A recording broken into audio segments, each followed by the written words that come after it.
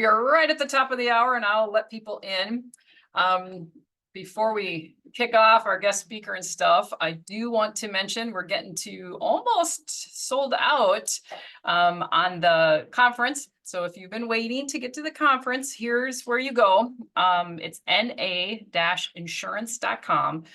Right here is conference. Click on that. It's taking its time. And then we have a 25% off coupon. So you would actually type in the word 25, not the word, but the numbers 25 and then the word off, 25 off. We got all kinds of members and teams and experts coming. This is a really packed full situation. And the sponsors down here, you actually get to sit with them. This is unlike any conference you've been to. It's around 100 people at the most. We do round robin table sitting. So it's well worth coming to, even if it is in Texas in July. But it's a lot of fun. And I got to talk to the sponsors in a way that you don't normally at a lot of the expos, you know, because they're sitting there at the table with you and you get to deep dive. And it's a lot of fun. So go here, get your ticket. Click ticket, and when it's you can just type in 25 off, gives you 25% off. There is a VIP ticket, which I'm hoping you guys will come. There's something happening Sunday night, something happening Monday and Tuesday for VIPs. So 25 off, apply, and it'll change the tickets right there. So you can bring your spouse, you can bring your kids if you want. You don't have to pay for a spouse if they're not going to be involved in anything. But if you want your spouse to have like the lunches and the dinners and VIP, you can also get something for them.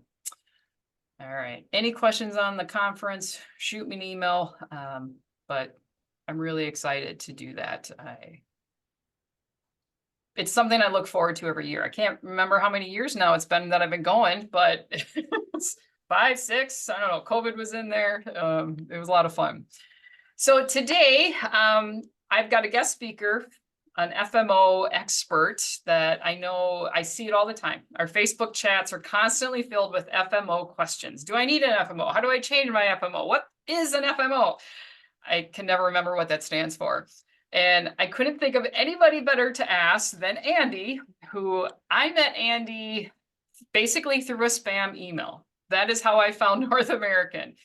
It was the fall, I believe, of 2016. It was kind of, there were some changes happening in the Affordable Care Act. The cliff was there, the rates were going up, and a spam email came through saying affordable insurance that's MET qualified or something along those lines. And I was searching everything because I knew it was going to be a big mess. And I clicked on that spam email, and today I am now, it's been years, selling with them. And Andy was crucial for me understanding what stacking meant. So I'm like, oh, now he wasn't my, you know, Andy is part of North American Insurance Services. They were not my first FMO. Like many of you, I just signed up with an FMO. I was told, oh, you need Molina, you got to find an FMO.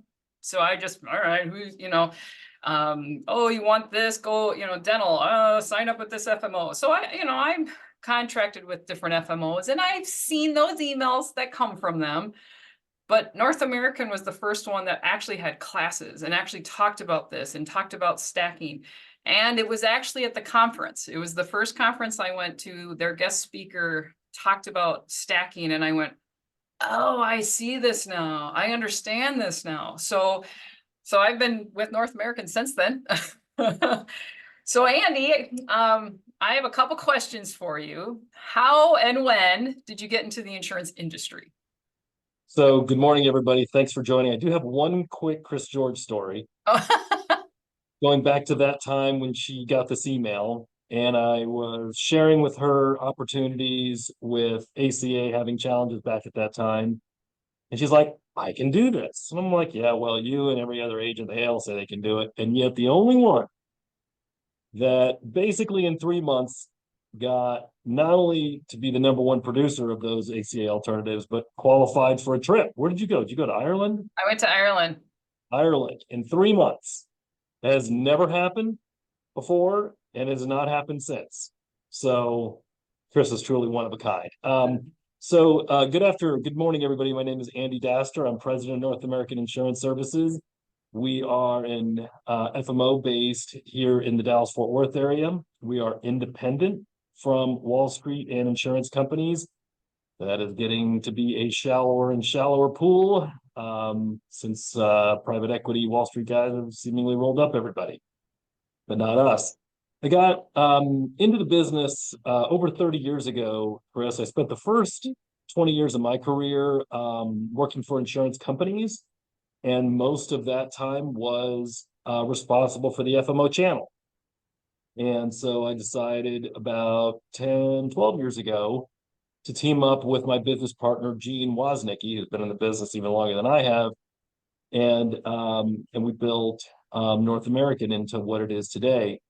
Today, we're at about 4,000 independent insurance agents located in all 50 states. I'm in Texas, Chris is in Wisconsin. We are specialists in health insurance for the under 65 individual and family, for seniors and Medicare, and small employers with solutions that are not your traditional, Blue Cross group health insurance. So that's kind of our position in the market. About 90% of our company, 90% of our sales is health insurance, Medicare and group, and the last 10% are things like life insurance and annuities and traditional long-term care, disability income. It's about 10%. That was a long answer to a short question. Yeah. What is your favorite part of the health insurance industry? So I have always been so passionate about the health insurance business. It's all I've ever done. I think the reason that I like this business, though, compared to a traditional life insurance, and I recognize a bunch of names and faces on here, and some of you may have gotten started on the life insurance side. I always thought selling life insurance, especially as a new agent, is incredibly difficult. If you go to a cocktail party and you start going around the room and saying, okay, I'm going to go, market life insurance to these people. I'm telling you, within 10 minutes, you're standing by yourself and nobody's talking, because nobody wants to be pitched life insurance at a cocktail party. But if you go around that same room and you just say, hey, I'm an independent insurance agent specializing in health insurance and Medicare, the opposite will happen. Oh, well, you need to go talk to Susie over here. Susie, needs health insurance or Medicare or whatever. You become the people want to talk about this subject. They're in desperate need of information. They're willing to spend huge amounts of money on health insurance and Medicare. That's what I've always really liked about it. I like the fact that we're doing a service. We're advising people. We're not trying to pitch them the latest, whatever whiz bang life insurance solution. That's what I really liked about it, is the fact that it's consumer driven. In fact, I'll take it a step further. Do you know that there are Americans that believe that health insurance is a right, and it should be that the Constitution should be changed to make health insurance a constitutional right in this country? There are people who believe that. I can't think of anything else anywhere where people are so incredibly passionate about this subject. And that's what makes it so exciting for me. That's cool. If you could change one aspect, and I know there's lots, what's the biggest one that you would just change? Magic wand, fix an industry issue. It's so complicated. I mean, if there are people who are not in the healthcare system, it's probably because they're just overwhelmed by the complexity of it all. And to make things worse, I think a lot of consumers make bad decisions because of something they see on TV. And they're like, oh, Joe Namath says this, well, it must be true, and I should do this. And a lot of misinformation, a lot of bad actors in the business that I really wished weren't here. A lot of, I think, foolish and, kind of bordering on the gray when it comes to money that gets thrown around in this industry that I would prefer not occur. But overall, I look at, agents, they do a great job, they do a great service to the consumer. The consumer probably doesn't realize how much having a good agent is the difference in their lives. Not just because of them buying this or not buying this. They can really change their lives for the better. And that's what I love about it. Even though the complexity is what causes agents to have to be so educated, sophisticated, and professional in what they do. It is. I mean, we're heart-centered. I never realized, and I don't think any agent in here, unless maybe their parent was an agent, went, I'm gonna get health insurance because I'm gonna help people and I'm gonna affect I their lives in a positive way. Like it turns out to be so surprising how much we affect their day-to-day life, right? And I absolutely. love that. So I sent you a list. So I sent him a list of some of the questions I got. And one of them is, what does FMO stand for? So I know there's so many crazy terms. Is it an FMO, which is a field marketing organization, or an IMO, an independent marketing organization? I kind of look at them interchangeably. However, with that being said, needless to say, not all FMOs are the same. So I wanted to share with everybody, to me, one of the biggest misunderstandings that agents have about FMOs. And to me, the big problem that I see it on social media so much, a misunderstanding from agents, the difference between an FMO that is what I would call agency driven and one that I would call brokerage. Okay, so let me start off with brokerage, which is not us. So I was talking to the president of the nation's largest brokerage, 55,000 agents. And so I asked him, I'm like, look, I don't understand. I can't even get my head around 55,000 agents. I'm like, how do you operate? Like, how do you do this? And he goes, look, we're real simple. Our goal is to get one sale per agent per year. And I'm like, one sale? Like, how's an agent supposed to make a living off of one sale a year? And he shocked me with his answer. His answer was, that's not my problem. That's not what we do. We try to contract as many agents as we can with as many carriers as we can. We wake up every day thinking about contracts and just hope that somebody sells something. I'm like, well, like what kind of training do you provide them? Like, do you help them figure out how to make a living? That's not our job. Our job is to contract them and then move to the next one. And I think what happened, so that's different. So that's a brokerage model. That's a pretty good percentage of the FMOs out there would call themselves brokerages. Contracts, contracts, contracts. If you walk into their office, they probably have 50 cubicles of people who do nothing but call agents. Anybody get calls from brokerages? No? You never get calls from those guys? Yeah. So they call and call and call all day, every day, and they've got 50 young, people who are, making minimum wage and dialing, dialing, dialing. They don't know squat about insurance. A lot. Some of them do, but not all of them. And they just keep dialing to try to get a contract. That's really their objective. On the agency side of things, though, that's really about helping agents make a living. It's providing them with, really, to me, two things: opportunity and infrastructure. Now, that's different from a brokerage model. So when you asked me, what is an FMO? I have to make sure that agents understand there's not one definition. The way I look at it is there's a brokerage FMO, and then there's the agency type. The brokerage FMO is all about contracts and getting as many contracts with as many agents as possible. And before I criticize that brokerage, let's just take a second and think about this. So if you have 50,000 agents and each one of them makes one sale a year, that's 50,000 sales. If the average premium is $1,500, let's just say for argument's sake, because this is a Medicare brokerage, what is that? 100 million? That ain't bad.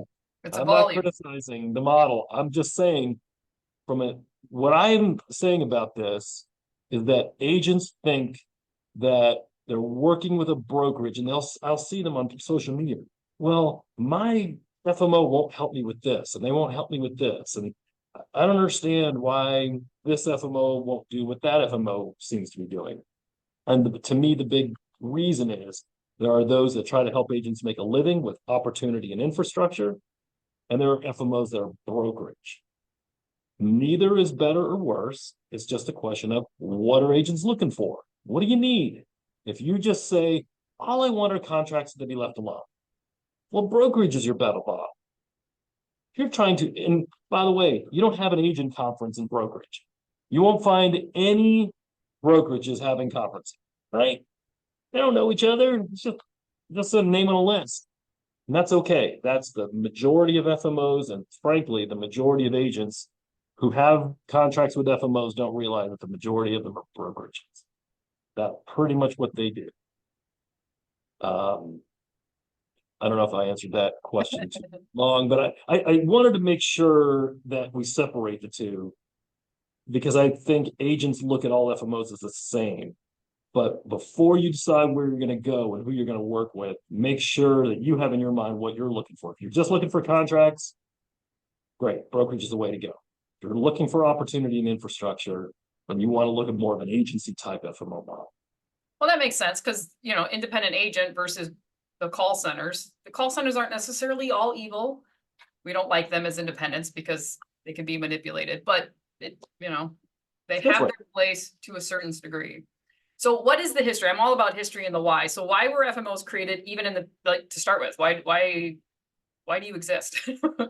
That's a great question. And I can answer that from both sides of things, since I worked at insurance companies for a lot of years, and can give you the perspective both from the inside of an insurance company as well as running one of the largest independent FMOs out there. So I didn't even know what an FMO was for many, many years in this business, because at least when it came to the health insurance side, there was no such thing. Insurance companies, and it would work directly with insurance agents. So I spent 10 years at United. There were no FMOs. There were some small, like local agencies and things like that, but there's no such thing as an FMO. That was really the bulk of my experience in the health insurance and Medicare world for probably the first 15 years, maybe closer to, probably 15 years. So then what happens that to me really changed things was the Medicare Modernization Act that occurred. And when the Medicare Modernization Act occurred back in 2005, the industry exploded. And insurance companies realized very quickly that they didn't really want to be in the business of working directly with agents,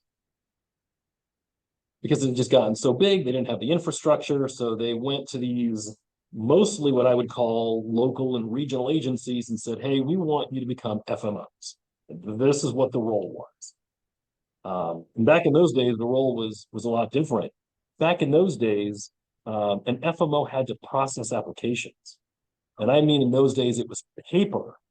So if you had an app, you filled, I see nodding of heads of people been around a while. You used to get these boxes of kits. This is Medicaid. You'd fill out paper apps, and I know people are laughing, but this is true. I'm telling you, this is no fun. You would either fax them to your FMO, not to the carrier, or you would walk them in to an FMO's office. Most of the time it was fax. So I remember those days because those were some of the responsibilities that FMOs had. They had a lot of responsibilities, including application processing, technology. They had a lot of things that they were required to do. As time evolved, it became pretty clear that the FMOs, that the carriers didn't want them really getting involved in application processing and faxing, although some still do some of that crazy mess. But mostly just wanted the idea that they wanted to stay to be an insurance company, and they wanted somebody in between the insurance company and the agent. I can tell you that the pendulum constantly is swinging back and forth. Every few years, you see carriers say, you know what, we want to work with agents more directly, and they'll swing the pendulum over there and emphasize their street reps over FMOs, and then swings back in the other direction, back and forth and back and forth.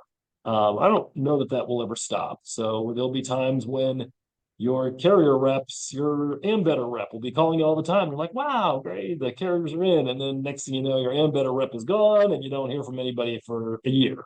I see that on social media. Does anybody know who my Ambetter rep is? It's just the nature of the beast. The pendulum swing back and forth and back and forth. But the FMOs have really, solidified their position in the market and the importance and value that they bring. Of course, the regulators have started to finally realize the role that the FMOs play. They're still a little fuzzy on it, but they're starting to formalize the infrastructure around the FMO system. And some of the new CMS regulations, that's clear that there's going to be more, you're going to see more of them. So one of the questions that always comes up, like Molina, if you want to be an agent with Molina, you have to use an FMO. They don't let you contract directly. Okay, I have to take an FMO. But then you have United Healthcare. You can direct or you can use an FMO. And so then the question is always, I see it, I think weekly, can I just contract? Can I contract directly? So one of the questions that's always up is, why would you contract with United through an FMO versus direct? Yep. Is there pros and cons to doing that, right? So when I was at United, I can tell you what their strategy is when it comes to working with agents. They will even use this terminology. It's like buying a Coca-Cola.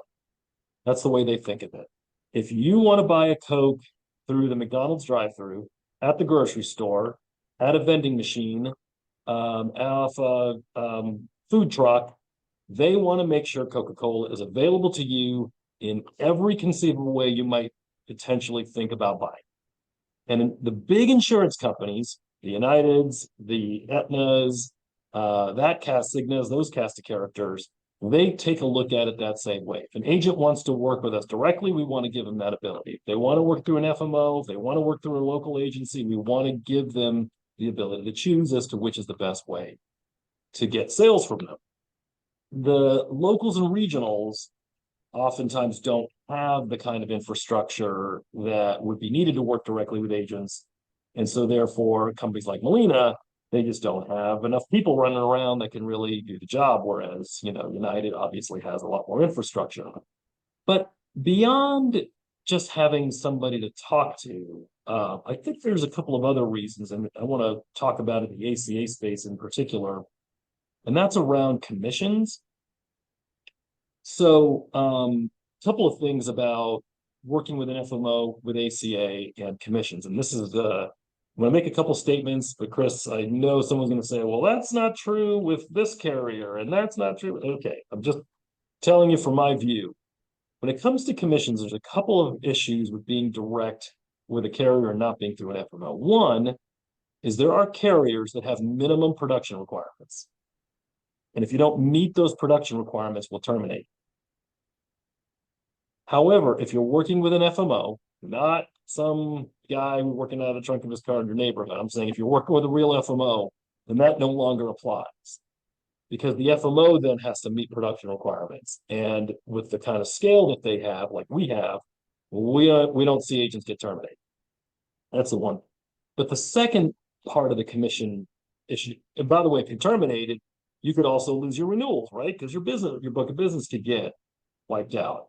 The second thing, though, is that when it does come to commissions, a lot of times agents will call me up that are direct and they say, can't figure out who to talk to. And this is not United. So sometimes these locals and regionals. My favorite one I'm going to pick on today, I hope you don't have your Kaiser people on here. I heard. But Kaiser is the one, is an example of a carrier that when agents try to go direct and they try to figure out, how they're being paid, it's a chore. And that's why a lot of them still haven't gotten paid from this last selling season. Whereas working with an FMO, you have the infrastructure for other people to go chase your commissions around. It doesn't mean Kaiser's going to be any faster, but wasting, days and days chasing Kaiser around is a lot of work and can really adversely affect your productivity time because you're chasing Kaiser around for your money. Let the FMO go run around and chase the carriers around. Again, especially when it comes to locals and regionals. It's not, you're not going to have, if United's not paying you, it's probably for a reason. Um, Anyhow, so that would be a piece of advice. But a commission aside, I'll just go back to one other thing, and that is, again, opportunities and infrastructure. So I'm not going to give a sales pitch for North American, but a really large number of our agents work ACA through us because of the Walmart deal that Chris, as you know, this last year we put, Chris, along with her help, was instrumental. We put a couple hundred agents in Walmart stores nationwide, and this year our goal is to put 400 agents in Walmart stores. Wow. And we're also planning on adding 25 Sam's Club stores. So, you know, if you're working directly with a carrier, you're not getting that deal. That's a deal we put together. So that's a good example. I guess it's a big name example, but it's an example of opportunity and infrastructure. I'm looking for ways of helping agents make a great living at this. So I put this deal together. I didn't put it together. I shouldn't say that. A group of us put this deal together. We're giving this opportunity for agents as a way to get prospects in the ACA space. And that's the kind of thing that an FMO can provide you, again, the agency type, that you're not going to be able to get working directly with the carrier. Now, you may say, I don't care about Walmart stores. Okay, well, there's a zillion other opportunities that we're always trying to develop to help agents make a great living. That's what makes us different. We're in the business of helping agents make a great living. And I think I see that in the spam emails that I get, the agency FMO who's telling you, here's an opportunity for you, whatever that, might speak to you, like dental, we're gonna, we got this new thing and we're gonna help you, we're gonna give you this whole thing. You're like, oh, okay. So that's an agency who, because of course, the better we do as agents, the better the FMO does. It's the same as the better we sell clients and protect them with layering, the better we do. It's just the right thing to do, and it is a win-win. But if you're in a brokerage, you don't see those, here's the opportunities, here's the extra things. I've seen a few more training coming out from some of the larger ones, I think because they realize there's a desperate need, but it's, it's just I've gone to a couple of them and they're not really training. I feel like they're almost product driven versus actually. Yeah, I would agree with you. So if you get invited to trainings from brokerage FMOs, most of the time they'll show up on that webinar and it's just a carrier rep going through their same slide deck that their legal department told them that they had to walk through with agents. And so those are a dime a dozen. And I guess from my perspective, if that's really all you need, go watch some videos. They have all those things recorded. Don't waste 3 hours a day sitting on webinars, listening to brokerages go through how this product works or that product works. You still need to learn how to do it, but you can do that on your own time, not during productivity time. If you're going to be on calls, if you're going to be participating in this or anything else, my recommendation is make sure it's something that helps you grow your business, that helps you make more sales or find more prospects or both. Just learning the intricate nuances of this product or that product, do that on your own time, not during productivity time. If it's not helping you grow your business or make sales, don't be doing it during the day. Do it at night or weekend. So then the big, elephant in the room is, what is the negatives of using an FMO? There's so much argument out there about FMOs. Like, what is the negative side, I guess, the dark underbelly of FMOs? Yeah, well, so I don't want to obviously get into any like bad actors. There's bad actors in every business. There's bad doctors, there's bad lawyers, there's bad accountants, there's bad everything, right? Yeah. There's bad actors in every business. Let's just agree. I think the bigger issue or the bigger question I think agents have to ask themselves is what has happened to the FMO system since Wall Street really entered the business in such a significant way in the last 4 to 5 years.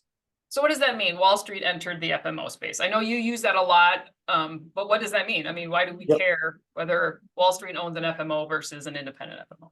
Great question. So first, let's take a step back and make sure we know when we say Wall Street, exactly, who am I throwing under the bus? So it's actually what are called private equity firms. And here's what private equity firms are. They go to really rich people and they say, hey, look, if you'll give us your money, we'll pull it along with all these other rich people, and we'll go and not only buy companies, we'll buy industries. Now, if you're a rich guy, you can buy a company. But if you want to buy an industry, you got to get a bunch of rich people together. And that's really what private equity is. They just pool money from a lot of rich people, promising them outsized returns, right? No rich person is going to say, yeah, I'll do this deal for a 4% return on my money, right? They're promising them 20% or more. Otherwise, why would anybody take any kind of risk? Why wouldn't you just put yourself in a mutual fund? So they pull this money together. These private equity guys go and they say, we're not going to buy companies. We're going to buy industries. They want dominant position in the market where they can have an outsized influence in the market. So these guys entered the business. They've been in the business in a small way for about 10 years. But in the last 6 or so, they have really poured a lot of resources and assets into this industry of buying up these FMOs, consolidating them into sort of these big behemoths. And now it has gotten to the point where there's a couple of really, really big ones in Integrity and AmeriLife. It's certainly in the Medicare business, they dominate. In the under 65 business, it's a little more fragmented, but there's still significant presence. It has also happened in the group business, although there's different private equity firms involved in the group space. And the idea, again, is buy up an industry, not a company. What does that mean for an agent? Well, the first question I would ask is, with all that money flowing, how many agents actually got any of that money? Wait, nobody? I don't understand. What exactly are they buying? Well, I tell you what they think they're buying is they think they're buying you.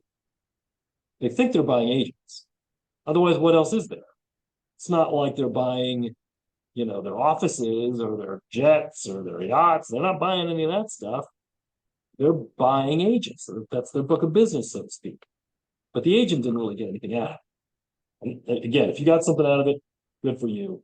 You'll be the first agent I've met that actually made money from all those buyouts. So what does this all mean to the agent? I think what I would recommend is that you look at it as an opportunity to really think through who your FMO partner is. Because now they're all part of, this big mother corporate. And if they're not doing stuff for you, if they're not providing you with opportunities, if they're not providing you with tools and resources that help you grow your business, I think it's time to take a look and say, maybe I should go somewhere that does do what I'm looking for. And that doesn't mean that's a pitch for North American. There's so many great organizations out there. I'll give you an example of one that I think does a really great job. And if this were you, I'd send you to those guys. There's an FMO based out of Detroit that is an independent, not controlled by Wall Street. And those people know the Michigan Medicare Advantage market better than anybody I know. It's a really unique market. And if an agent came to me from Michigan and said, I really need to learn and understand the nuances of the Michigan Medicare Advantage market, I'd send them to that guy. That's what they do. They're really good at it. But if you're just sitting around with the same upline FMO and saying, well, it just is what it is, and this is how they all are, I think this is the time to be looking at other organizations that might fit what you're looking for, instead of just letting an FMO hold your contracts that's not delivering to you the value add that you're looking for. And again, for some agents, that value add is leave me alone. And that's okay. There are plenty of agents out there who just want to be left alone. Brokerages are great for just being left alone. Just want a contract, want access to this care, and be left alone. If you're looking for opportunity and infrastructure, that's where you probably should be looking elsewhere than the brokerages, who, if you ask them for opportunities, they'll be like, look, go knock on a door, go do a mail. Oh, that's my favorite one. Do a mailing. Dude, this isn't 1978. Please don't tell me to do a mailing as your go-to every time somebody asks you about opportunity. That doesn't. That only works for the mail house, not the agent. How many FMOs are out there? That's a really great question. I mean, so you've got, the big private equity run companies that have now consolidated most of the big brand name firms that are out there. There's not that many of them out there. Certainly, you could go out on social media and try to look around. My suggestion is talk to other agents, see who they're working with, see who provides them value, see if that value is what you're looking for and align that way. I think it's really tough to try to figure out, who it is just by cold calling them or checking on social media. Because if you check on social media, right, you got about half the people that love them and half the people that hate them. One of the things that we do, as you know, Chris, is we encourage agents to join our Facebook group. And we do that because we want agents to get a really good idea as to who we are and what we're about. And so often I will get a call or an email from an agent. It's like, look, I've been in your Facebook group for a year.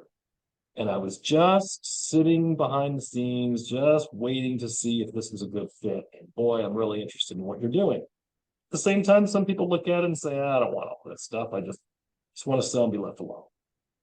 That's a great way too. I mean, every FMO out there should, I would think, have a Facebook group. Join the Facebook group, see how the feeling is, see what their culture is. I mean, that's partly why I like North American, because I like the culture, right? I mean, for those who don't know, Andy has actually called me and went, what can I do to help you? I'm like, wait, what? I'm contracted with like, I don't know, 4 FMOs. I'm not even sure. And I've never had anybody else, much less a rep or the president, call me and go, you're growing. What do you need from me? Like, wow. And Andy's actually listened to me. There's some programs because for those who don't know, I finally got him to say ACA. I'm so proud because he was an Obamacare kind of hater. And he said, you can't make a living on the Affordable Care Act. I remember him saying that. And I'm like, yes, hello, a 6-figure for the first time in my life selling ACA and stacking. Right. And I didn't have any idea I was going to make that kind of money from stacking. I just wanted to protect my clients. And, so, I mean, I don't know who JSA or Ritter or I don't know who those presidents are. And I've certainly never had them call me and ask.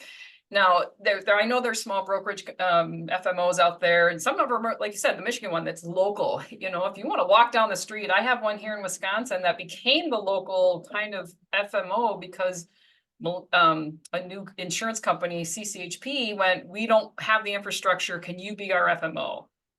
And he's like, we're just an agency that now is an FMO. And all right, I can walk down. I know them personally. I see them at ball games in Milwaukee. So, I don't, at least me personally, I'm a eggs and lots of baskets. And I'm wondering, I guess, how you feel about that. If I think so many people have put all of their eggs in one FMO and then it turns out to be bad, right? And so then they're like, I just want out of the industry. And I'm like, it doesn't all have to be with one. I mean, maybe eventually you do because you found one that you're like, this is home. But, I don't, as an FMO president, what do you care when somebody's got a couple with you and a couple with you? Like, what does that work? How does it work? I think you're right. I think a balance is the right answer. So if either extreme, I think, is not what I'm going to recommend. On the one hand, if you say, well, I'm just going to do 20 companies, 20 carriers with 20 FMOs, let me just tell you, that is a guarantee failure. Guarantee. Right. Because you're now nobody to any of them. You're not going to get any resources, assets. You might as well not do it at all because you cannot succeed without having a business partner helping you grow. And if you've got one contract with 20 carriers and 20 FMOs, it's not going to work. Right. Now, should you put all of your contracts all the way on the extreme side of things with one FMO? It's really hard for any FMO to be all things to all people all the time. It is really, really hard to do that. And you might say, well, this FMO works well for these kinds of products, and this FMO works well for these kinds of products. I think that certainly is a good approach. I also, would say, be thinking about how to capitalize on opportunities. So as an example, I'm going to go back to the Walmart store. So in order for agents to have a Walmart store, yeah, they've got to have certain numbers of contracts, partly because I require it, but partly because I want to make investments in agents. And I can't do that if they're, got contracts all over the place. And And I then, of don't course, think your requirement was not bad. It was two yeah, ACA and North two America ACA. and Allstate. That was it. I Also, mean, it wasn't like yep, they were like yep. 100% give you the secret. Yeah. And so yeah, so that's exactly right. We could make all this work with Allstate and a couple ACA contracts. If on the flip side, somebody said, "Well, I'll do Allstate, Hatton, you know, AC alternatives and other stuff," well, now I can also help fund marketing. I can do more things to invest in an agent when I know I can get a return on my investment. It's not exactly complicated. You're not going to get any investment if you're just working the brokerage model, right? You're just spraying contracts all over the place. Well, so and so called me today about XYZ carrier, so I just contracted. I don't even know who they are. Again, unless you just want to be left alone. But if you're looking to grow your business, then yeah, you should be strategic in how you, which is kind of what you're describing, Chris. You've thought about, well, I'm using this FMO for this purpose, and this is why I'm here. I'm using this FMO for this purpose. And you should be partners. If you're not partners, then again, you're in brokerage. So Jill has a question over here. She's like, Andy, first, thank you to both you and Chris. As I have expressed in the past, I respect your vision and what you do. The only reason I keep my Medicare contracts with my current FMO is the access to Sunfire and CSG. What does an independent FMO such as yourself offer other than offer for quoting tools? I love this question, Jill, because we have been able to, okay, now I'm going to give you a bit of a sales pitch. So, well, she asked you specifically, so yes, she did. And I was wondering when she was going to ask this question. So thanks for bringing it up, Jill. So one of the things that makes our approach so different from others out there is that because we're independent, we get the best of everybody's infrastructure. So we now have two ways for agents to get access to platforms. If agents like basically what you're describing is the Integrity Medicare Center. And Medicare Center has Sunfire, it has CSG, Lead Center, all of that is built into that program. Yep, all of our agents that want to have access to that platform have it, including all the quoting and enrollment systems, Jill, that you described. So I don't know who your upline is. Let's say it's an integrity shop. Well, we have access to all those same systems, even though we are not owned by Integrity. Another thing that we now have, and we are launching like literally any day now, is we're going to be launching the Spark platform. I heard a lot of agents go, why is Spark coming to our agent conference? Aren't they like a FMO competitor? No. The deal we struck with them is we have agents that want access to the Spark platform. It has differences between the Medicare Center platform and the Spark platform. They both have their pros and cons. Both of them do quoting and enrolling using Sunfire or Connectioner. But they also have different kinds of capabilities based upon what an agent's looking for. But long and short of it, there is no FMO in the industry that I know of that has figured out how to leverage everybody's platform and be able to provide it to agents depending on which one they want. Right. And that only can happen because we're independent from Wall Street. Because if you're owned by Integrity, you cannot offer somebody else's platform, right? And if you're owned by Spark, you can't offer an Integrity platform. North American agents, they can pick and choose which one is best for them. And North American, for you guys know, the Ireland trip I went was with PALIC, Philadelphia American Life Insurance. And they wanted Andy to be exclusive to them. And yes. He was like, no, we're a brokerage, which is what you guys are as agents, right? You're brokerage. We want to sell whoever is the right fit. And they got mad, and we don't see them at the conferences. We don't see that support. I still sell their product because I like it. In fact, I might be the number one with that because I just like their stuff, but they refuse to be exclusive. So Donna says, what are FMOs going to be able to do to give their agents, since the marketing dollars are going away thanks to CMS? Will they still be able to give us leads or swag, expenses at table, stuff like that? Yeah, so a couple of things on that note, because there's no question that if you were getting dollars either from your carrier rep or from your FMO, yeah, that's going to be it.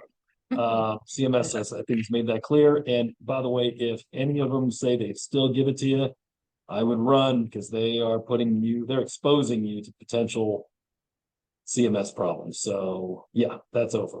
So again, I guess I would just answer that by saying, if you're looking for opportunities, then team up with an opportunity focused FMO, because there will be tons and tons of opportunities that you can pick and choose from. If you're looking for dollars, that's not going to happen anymore. That's gone. The CMS gave agents a raise with that $100 that we're going to be getting in 2025, and the regs are pretty clear that they expect that to be an all-in number, and that agents are going to have to pick up the bill. I saw somebody on Facebook saying, "Oh, we pay for agents E&O insurance and non-resident licenses, and all this stuff," and I'm just like, man, like, we don't do any of that. Like, why are FMOs covering all that? Well, it got out of control. And I think where CMS really got ticked is when they found out that there was an FMO out there, Michelle, their name was, that was actually writing checks to agents just for moving their contracts. Oh, you'll move these contracts? I'll write you a check for 20 grand. An agency moves contracts, we'll write you a check for 250 just for moving contracts. It got that out of control. And I think when CMS found that out, by the way, the carrier found it out first. But when they found out what it was doing, they shut the whole thing down. But then when CMS caught wind of it, they're like, okay, this is out of control. So now the new ask with an FMO is, you can't give me money. So what are you going to give me? Which should be the training and resources. Got to be opportunities to learn, opportunities to grow your business. We just call it that. Right. If they don't provide you opportunities to grow your business, then they're no value to you other than the fact that they're giving you a contract. Yeah. What is their value prop? Yeah. So Jill's follow-up question is, do you charge or plan to charge in the future for Medicare Center? No.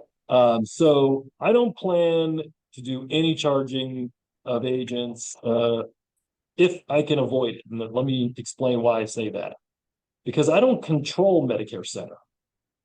So if Medicare Center decides they're now going to charge agents $50 a month, there's nothing I can do about it. But I'm not charging $50 a month. I don't make anything off of that. I'll tell you another example. Again, I'm sorry if I'm beating the death this Walmart thing. When we first were approached about it, the first thing they said is, well, they charge agents $1,500 on the Medicare side. Let's charge agents $1,500 on the ACA side. Like, I don't want to do that. Why would we do that? Let's give agents a great opportunity, and they'll deliver sales, and we'll make money from their sales. We don't need to be nickel and diming them on having a Walmart store like they do on the Medicare side of things. And again, if that ever happens, if Walmart says, no, we're going to charge agents a fee, nothing I can do to control it, but I'm not going to do that. I want agents to make a great money.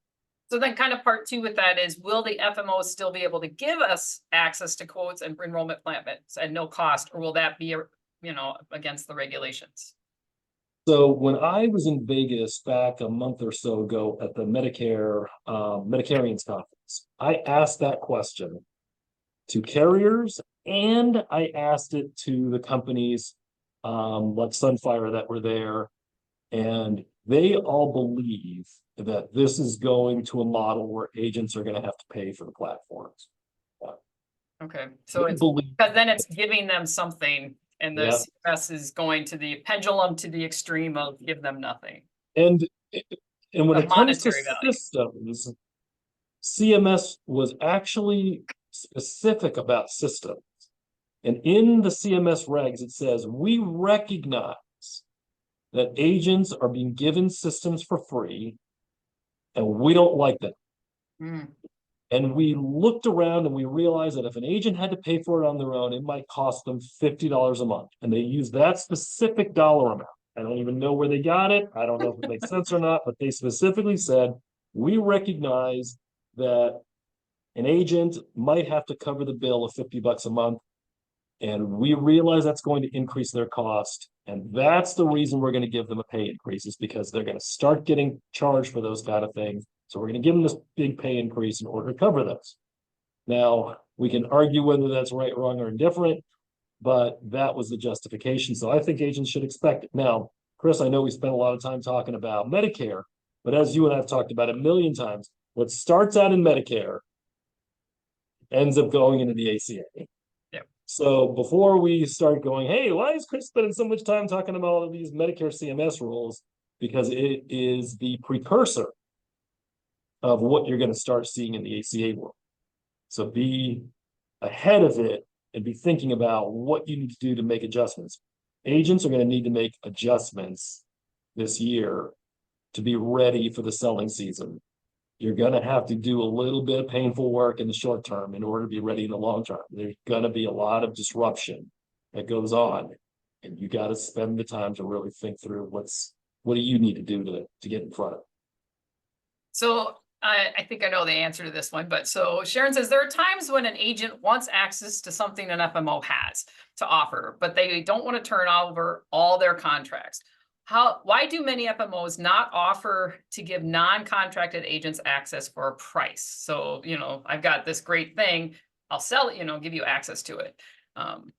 Is there a reason they don't, or might that change with the regulations, or?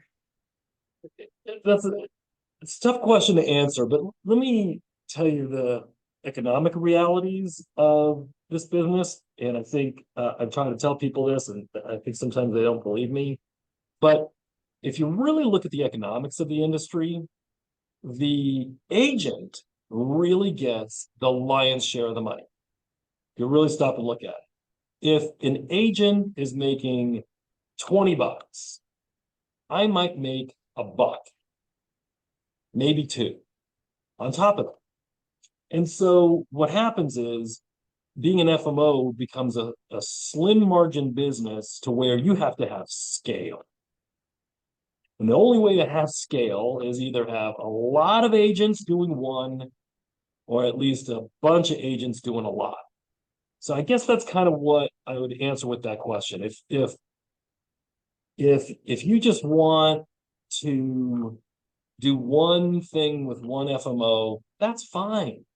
But you're probably not going to get the kind of opportunities compared to at least doing, a number of carriers with an FMO. It doesn't have to be all, but I think either extreme is a bad idea. Don't. And I think, if 20 an FMO, contracts and 20 FMOs. You create some wonderful program that nobody else has, you want your investment back. Yeah, it's just that simple. So I sell it to you for 2 months and you're like, aha, now I know how to do this. You stop paying and you go do your own thing. So I don't think they're going to go, yeah, for a fee, but at least if there's a contract, at minimum, they got you for a year, right? So there's investment back on that, whatever. And that's why, every day I'm trying to think about what can I do to keep adding value and opportunities to agents. That's why we have so little turnover. Why is Chris George and I working together this long? I mean, there's so many bigger organizations at her scale. But the reason is we were constantly trying to work together to collaborate and grow the business. I know if she's growing, I'm growing. That's why she just mentioned our conversation from earlier this week. What can we do to grow? And you're right.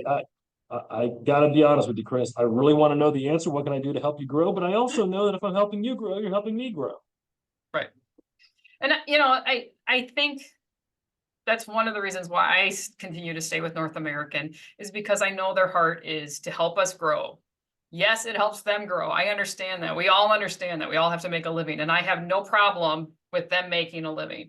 And Andy is also extremely upfront and just blunt about stuff. If you're like, well, how come over at this FMO I can get $13, but at you I'm getting 12? He'll say, because I'm taking that dollar and investing it in this training program to teach you how to do it. Oh, all right. I mean, he's not, it's not secret. They're pretty open and honest. And that's one of the other things I really like. And some of you don't know, and I'm sure he's not the only FMO, but he has a bunch of agents come out in the beginning of the year, and we're all agents that are, we're not under, we're not W-2s of North American, to just come give our ideas and our expert, and then they listen. So, that's what I want you to, if you're a new agent, you're brand new, you kind of sign up for stuff you don't even know what you need. But after you've done this for a little bit, you'll start going, well, I want this. I want this. Now you know what to go, all right, I want to break my contract with this FMO because they're not giving me what I need. That's perfectly acceptable. This is the time to do it. Not open enrollment, because it's not going to happen. It's just not going to happen. They're going to go, sorry, there's no changing anything. And now all of your new business is under this FMO. And I would read the fine print. There's fine print that I didn't know anything about, that, like somebody just said on here, don't get your E&O through an FMO. I didn't even know that was an option. Of course I have my E&O, I didn't realize that either until I was seeing on social media that people were saying, oh, well, this FMO is paying for my E&O. What's going to happen? I'm like, really? Why an FMO got your E&O? Yeah, he's right. I want my own EMO, so I know what's Absolutely. happening. So we're almost out. I just wanted to talk about next week, because next week I have the high level from the insurance carrier. So I'm really, really excited about that. She's going to explain how the marketplace and insurance work and why they can't do a lot of things we want them to do. And then in June, I'm going to talk about HSA options, understanding those high deductible health plans and HSA. And then June 13th, which I'm going to talk about layering. I'm going to show you how I layer. I'm going to talk about why to layer, what to layer, because to me, layering protects your clients more than just about anything else. June 20th, I've got the guest speaker from HAFA, Ronelle's coming. I'm really excited. She's going to talk about what they're doing with CMS and why you would join groups like NAFA and NABIB and stuff. So those are coming up. 27th, I have a tentative guess, but I will wait till it's there. So I do see there's a couple, Donna said, so here's a question that I've asked other FMOs, and I'd like to hear Andy's honest answer as well. If I use an FMO's quote, enrollment, and CRM platforms, does the FMO then have access to my client's information? So, by the way, I know we're about out of time, so I'm just going to go ahead and put in the chat my calendar link. So if there are questions that anybody has and want to follow up with me individually, best thing to do is just schedule some time on my calendar so we're not chasing each other around. Answer that question is a really good question, and I think it remains to be seen exactly. But as far as if I look at this question from a 10,000-foot level, nobody's providing all these systems without having the benefit of accumulating all your client data into one place. I think that is a slam dunk, no matter who it is, whether it's Health Sherpa, I saw them at the Medicarians conference, whether that's Connecture or Sunfire or Spark or any of these platforms, they're accumulating client data. The question isn't that. They are. The real question I think you're asking is, what are they going to do with that client? And that I think is an unknown. I don't know. I do know that they pitched to Wall Street. Look at all this great information we have about seniors. We're this clearinghouse of data. What exactly they do with it, I think we'll have to see. Right now, I would say nobody's really doing anything to capitalize on your data, but I think you should all face facts that nobody does all that data accumulation for nothing. Even if it's just statistical data, they absolutely have the data. Absolutely right. I mean, let's face it, like Google, when you Google search something, how much do you pay for a Google search? Nothing.